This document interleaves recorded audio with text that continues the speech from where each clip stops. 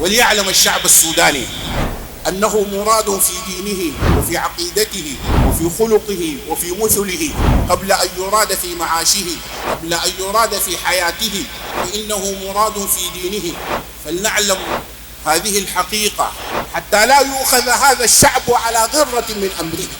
سنفصل، سننزل إلى الساحات، سننزل إلى المساجد، سننزل بكل طريقة مشروعة حتى نبين لهذا الشعب الأبي أن ما يراد وما يحاك في هذه الغرف المظلمة ليلا بهؤلاء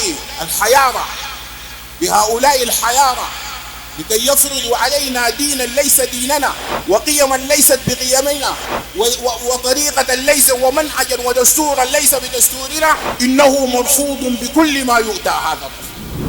إن أريد إلا الإصلاح ما استطعت وما توفيقي إلا بالله عليه توكلت وإليه أنيب.